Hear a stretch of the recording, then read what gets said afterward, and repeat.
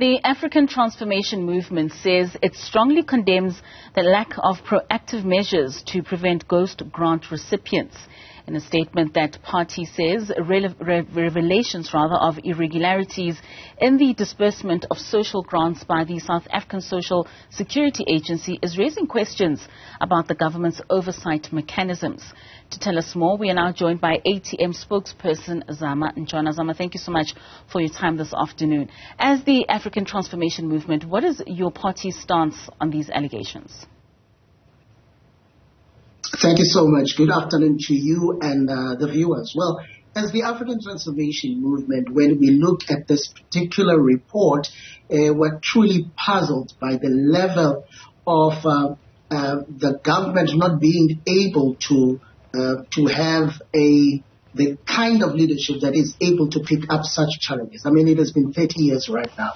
We have been offering this service to the people of South Africa, and we should have seen that there is no proper integration in the systems of the different directorates that are working together to ensure that we are able to give a flawless service. The integration issue is key for us. We believe that every cent is important, and in order for us to be able to deliver a flawless service to the people of South Africa, but most importantly, be accountable as leaders in the various directorates, it is important for us to deal with wasteful and fruitless expenditure. This is why, as the African Transformation Movement, when you see figures that are beyond 32 million, you would be worried, and you would think that a government that has been at the helm of leadership of this country for the given period of 30 years, by now, such issues should have been sorted out. This is why we strongly condemn that we are in this day and age and we're still finding ourselves grappling with such simple concepts. How significant do you think the issue of ghost beneficiaries is within the Sasa grant system? When you look at the demand in South Africa versus what we can supply, every cent is important. It can be that we can have 32 million rand that is unaccounted for in a given fiscal, yet the demand is high. You know that in South Africa, we have other challenges that we are faced with, and at times we find other beneficiaries who are squeezed out of the system because of the burden. The supply is not enough. So if you are able to save money, it becomes important. Now, you would remember that the African Transformation Movement is a values-driven political party, and value number 5 is accountability. If we cannot account, then it actually defeats the purpose for us to be in government, because we are using taxpayers' money to render these services. And if we cannot be accountable and order our steps with every cent, then it defeats the purpose of us being the ones about to about. Of course. And as the ATM, do you believe that these ghost beneficiaries are a result of deliberate fraud, or is it just mismanagement by the government? It is in twofold. One, it is the issue of mismanagement.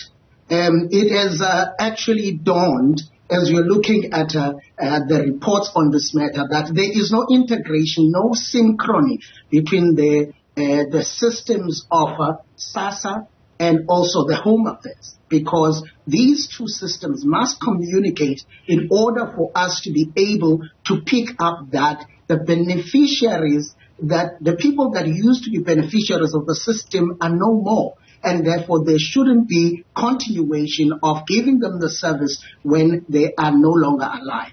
Now, that takes a bit of time, as according to this report, before both systems are able to pick up that particular irregularity. This is why I said earlier on, 30 years on, you can't be talking about that with no solution. There is a way that you can talk about a one-window system that allows you access to the data of the people of this country in various directorates. Synchronize that, centralize it. Of course, for security reasons, you would have to limit as according to clearance. But there must be a way that by now you are able to pick up information loaded in one system, if it is an e-system that works with the other directorate, in less than 24 hours. This is why we believe that one way it is the issue of non-monitoring of the system or the non-integration and synchrony of the system. Then, when you have such, you then open for the second one, which is now you open for opportunistic tendencies of fraud and corruption, because they know there's a lapse in the time from which the first system will pick up the irregularity that is within the system and for it to feed the second system, and people who are opportunistic will then make use of that window to actually embezzle funds. And those opportunistic possibilities, what impact do you believe they have on the intended recipients of the Sasa grants who truly are deserving of support? Knowing that the amounts are truly shocking, you are actually taking away an opportunity for the next recipient to be actually given an opportunity to benefit.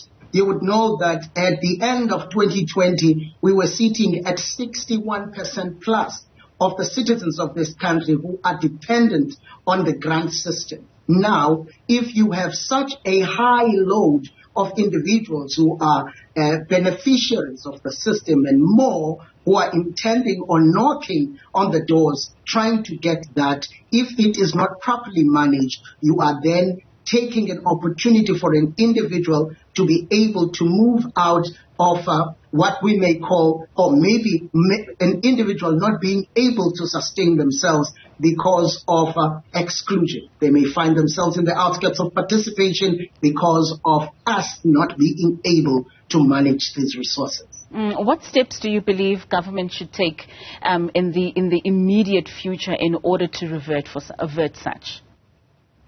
We believe as the African Transformation Movement, one, let us improve the ICT, the technology that we have. It is very important that we improve, we upgrade, we make sure that there is synchrony, and also we move up to an age where we believe that, to an age where we must have a one-stop window that allows integration. For instance, an individual who earns more than 3,500 has no business in being in a list for an RDP house. How are you going to pick up that irregularity if there is no synchrony of systems? This is why, as the African Transformation Movement, we believe that when you upgrade the technology of this country so that it moves on to with the times that we are in right now, you'll be able to deal with that issue. Two, deal with opportunistic individuals who make use of this window period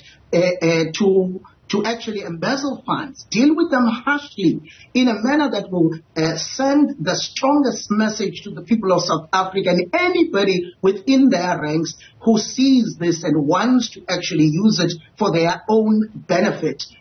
Make sure that you send a message so strong that those people must be dealt with in a proper way. But we believe that generally there must be a system upgrade regularly.